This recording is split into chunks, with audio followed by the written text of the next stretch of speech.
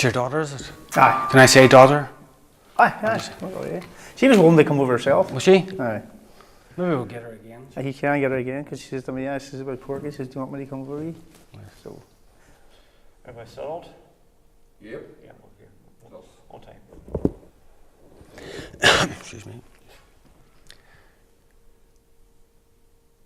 Could you tell me a bit about your daughter before she started taking drugs?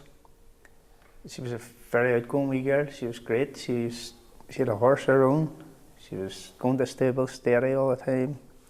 Grew up, her mommy had a horse, and then she got under the horse riding, and then I bought Carla a horse, and she was great. She loved it, the outdoors and all the rest of it. And that was from about 5 years of age to about 12 or 13 years of age. She had a great time out with the horse and that. And then she started taking a wee cramp in her stomach or whatever, and she was prescribed cocodamol, 3500s or so. And she reckons that's where everything started from there, her addiction. And she was even pretending to be sick to get them. But the doctor prescribed them on a nearly a continuing basis. Rather than look into the problem. And did you see a change in her then? To be honest, I didn't notice a big change, but people around sort of noticed it because we were sort of aware constantly, and we just, teenage years, all the rest of it. And she attended hospital on numerous occasions with cramps in her stomach, pains in her stomach, and we hadn't a clue. They took her appendix out. We thought that was a problem, but they never went deep into the problem to see what it really was. And then when she got a wee bit older, she was 16 or 17, she took an overdose. And she was referred to, I can't remember what you call it, she was referred to. But the treatment they gave her was more like, they tried to delve up her past, and say that that's where your problem was. The reason why you done that was because of your past, because your mum and daddy split up and things like that. We didn't even know at this stage that she was addicted. She was just, it was big time addiction. We didn't know. Just to stay away with friends at night, and we thought everything's grand. She's just a normal teenager, growing up, but just it spiraled worse and worse. Yeah, and she had a wee boy when she was 17, and she's just. Wait a second.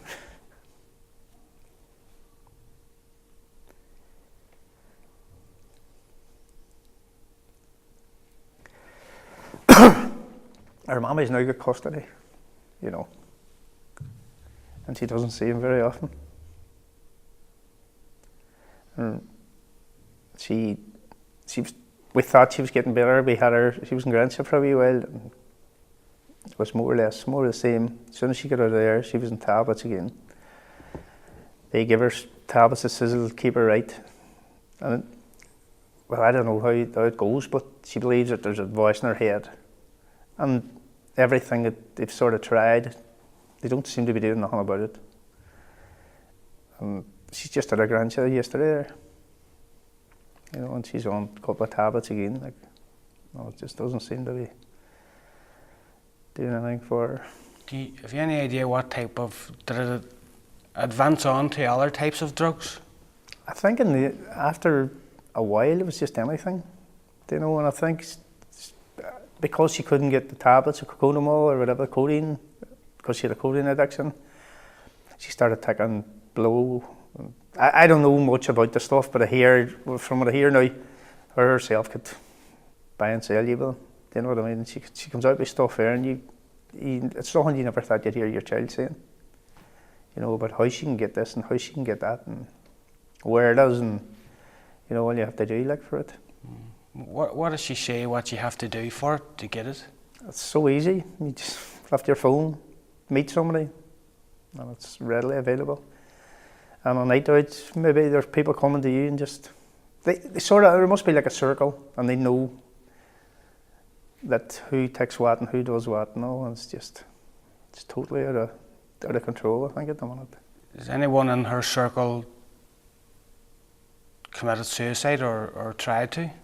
She could name me half a dozen at least, You know, we didn't know her outer circle of friends. We just knew our local friends, like, you know. But our outer circle of friends, she could name me at least half a dozen. The healthcare services, how would you rate them? No, nothing. As I say before, when she was going down to meet these people, they tried to delve on the problems that she might have had when me and her mother split up, you know. But the underlying problem was her drugs. She was in between the two, sort of thing, you know. And because, I don't know, I think her drugs was just playing off one another, and I was trying to do something for her mum, I was trying to do something for, and it just wasn't her. Do you know what I mean? It just wasn't Carla. What's she like now, today? Very moody. You know, can't spend a lot of time concentrating on anything. You know, she'll do something for 5 minutes and get fed up with it. You know, and we're trying just to keep her, you know, focused and try to do wee things, you know, nothing major, but just try and do these wee things. And for this last week now, things seem to be going okay. But our problem was keeping her away from the other people.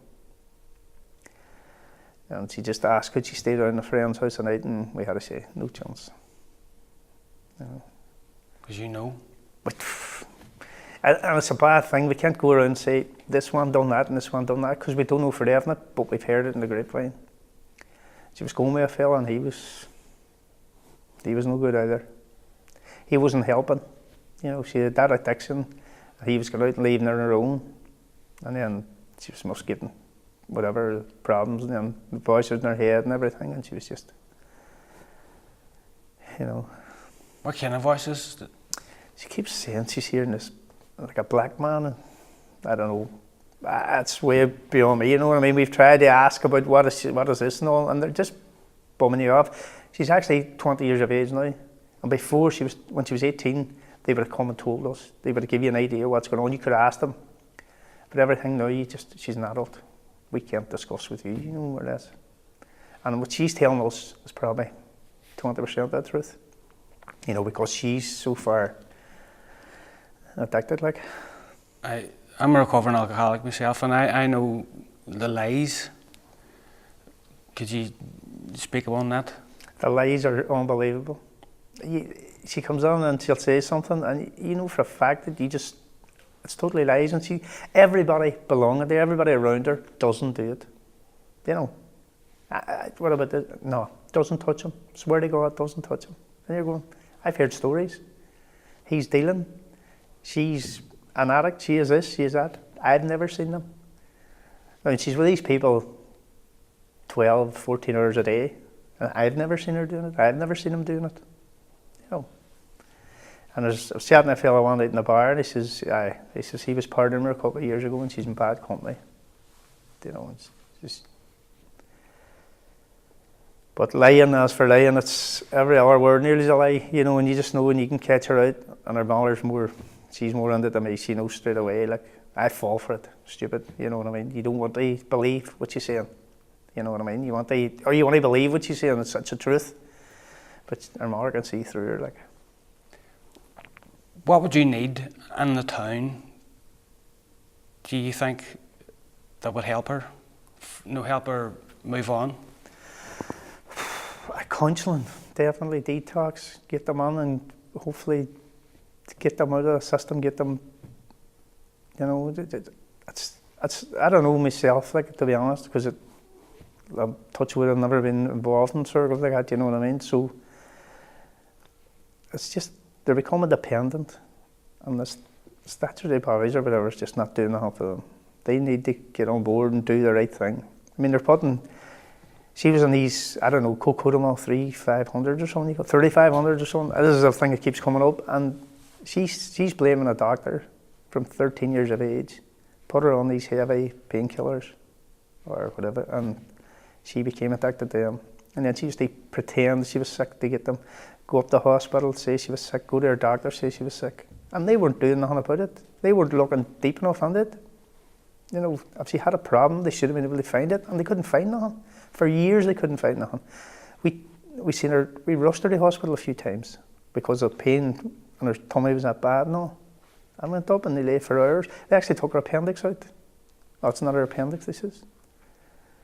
Do you think this sore stomach is just that was just an a cry. excuse? That was a cry, Right. just to get more. And we sat in casualty here all night, and she cried her heart out. I mean, she was 17 or so at this stage, and she went on and seen 3 or 4 different doctors. They all checked her out, and nobody could find none. But yet they gave her tablets. They took her home, sent her home. Will you ever wash your hands over and walk away? No.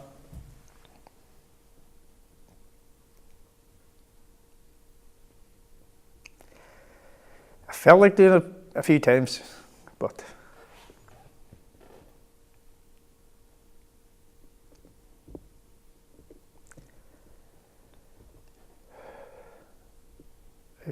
her mother and her wee son's going on holiday soon, and she's looking to go, but they can't trust her.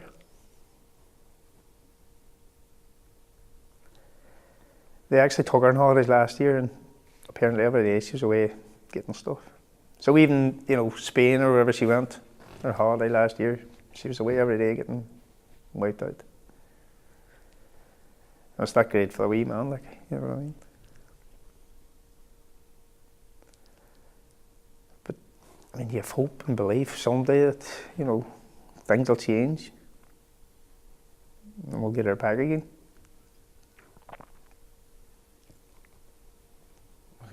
Thank you. You think it's just It's all right. leave it there. All right, that's brilliant. Thank you.